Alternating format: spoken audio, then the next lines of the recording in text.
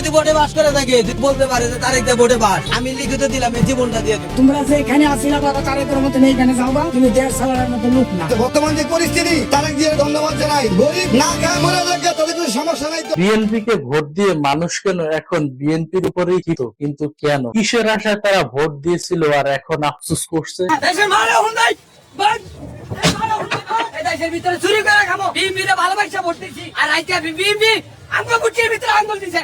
বিএনপির মায়ের যদি যারা বিএনপিরে ভোট দিছি, আমরা বিএনপিরে ভোট দিয়ে আইসা আমরা মাতার কাম কর বিএনপিরে ভোট দিছি আমরা। দেশের সাধারণ মানুষ কেন জনাব তারেক রহমানকে আবার লন্ডনে ফিরে যেতে বলছে? কেন বিএনপি সরকারের প্রতি এত ক্ষোভ সাধারণ জনগণের? কেনই বা জনাব তারেক রহমানকে ক্ষমতা হস্তান্তর করে সেনাবাহিনীর সাথে তুলে দিতে বলছে? কেনই বা বিএনপির মতো এত বড় একটা দলের সদস্যদের সাধারণ মানুষ চোর বাটপার বলছে? তোমরা যে এখানে আসিলা বাবা তারেকের মতো এইখানে যাওবা, তুমি দেড় সালের মতো লোক না। তোমরা দেড় সালাতে যদি না পারো, সেনাবাহিনী দেশটা চালাক এক বছর তেলে দেখছেন বাটার সিটার যা আছে সেনাবাহিনী পারবে করতে দিলে। আর সুর বাটার দ্বন্দ্ব নিধন করা আর কোন লোক নাই। তোমরা সবাই চোর, তো চোর ধরবা কেমনে? কোন সরকারটা চুরি না করে গেছে, এই পর্যন্ত ঝাড়ু বিটার বাড়ি না করে গেছে? একের আইয়ুব খান ছাড়া আর জিয়া রহমান ছাড়া কোন সরকারটা জুতার বাড়ি ঝাড়ু বিটা পুষ্টাবাতি খাইয়া বলাই ছাড়া? তো যাই হোক, আপনারা এগুলি করেন না, আমার বিশ্বাস হয় না তুমি দেশ চালাইতে পারবা। এখন প্রশ্ন হলো আপনাদের কাছে, বিএনপি গভর্নমেন্ট যদি খারাপ হয়, আপনারাই তো তাদেরকে ভোট দিচ্ছেন, তাহলে কেনই বা ভোট দিছিলেন? নাকি এর পিছনে রয়েছে বড় কোনো কারণ? অবশ্যই আপনার মতামত কমেন্টে জানাবেন। এদিকে আবার ভাইরাল সিদ্দিক এখন বিএনপি কে ছেড়ে যোগ দিচ্ছে জামাত। বেঁচে থাকতে হলে নাকি জামাতে যোগ দিতে হবে। জনাব তারেক রহমানকে উদ্দেশ্য করে বলে আপনার দলকে বাঁচান, না হয় তৃতীয় পক্ষের কারণে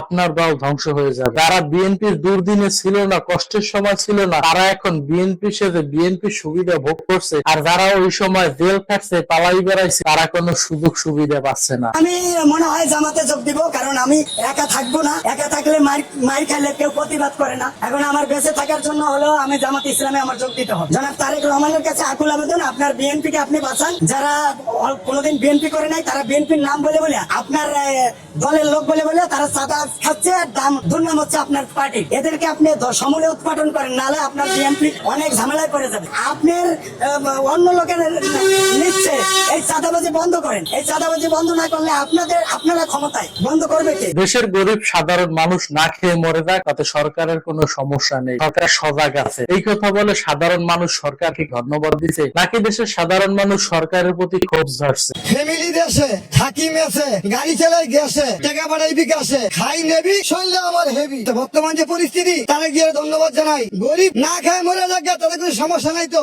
সরকার সব জায়গায় বসে রয়েছে, দেশের যে কি অবস্থা উনি বলতে পারতেছে না। এদিকে আবার কিছু দেশের সাধারণ মানুষ বলতেছে, জনাব তারেক রহমান যদি প্রতিবাদ করে বলতে পারে সে ভোটে পাশ করছিল, তাহলে তারা লিখিত দিয়ে জীবন দিয়ে দেবে। তারেক দা যদি বোর্ডে পাস করে থাকে বলতে পারে যে তারেক দা বোর্ডে পাস, আমি লিখিত দিলাম এই জীবনটা দিয়ে। ডিগ্লারে পাস করছে কিভাবে করলাম? মামুনের আগের মতো লোক যে জায়গায় বেল গেছে, এ জায়গায় আমাদের মতো সাধারণ জনগণের রিক্সা কোথাও পায় না। এদিকে আবার বিএনপি গভর্নমেন্টের প্রতি তীব্র ক্ষোভ। আওয়ামী লীগ সরকারের আমলে সন্ত্রাসী, চাঁদাবাজি, খুনাখুনি, মারামারি এগুলো নাকি ছিল না, কিন্তু এখন রাস্তাঘাটে চলাচল করতে গেলে সবসময় নিজের জীবন ঝুঁকির মধ্যে থাকে। এই নিয়ে প্রশ্ন সরকারের উদ্দেশ্যে। আওয়ামী লীগ সরকারের আমলে এগুলি সন্ত্রাসী চাঁদাবাজি ছিল না। আমরা গুলিতে টিপ মারছি, কিন্তু ছিল না। এখন কেন সন্ত্রাসী চাঁদাবাজি গুলিতে থাকবে? আমরা কেন নিরাপদ ভাবে আমরা থাকতে পারবো না? কিসের কারণে? আমরা তারেক রহমানের মতো না, 2 কেজি গোশ কিনে খাবো কিভাবে? ভোটের আগে কত প্রতিশ্রুতি দিছে, ফ্যামিলি কার্ড দিবে, এইটা দিবে, ওইটা দিবে, কিন্তু ভোটের পর কোনো খবরই নেই। আমরা কি তারে জিয়া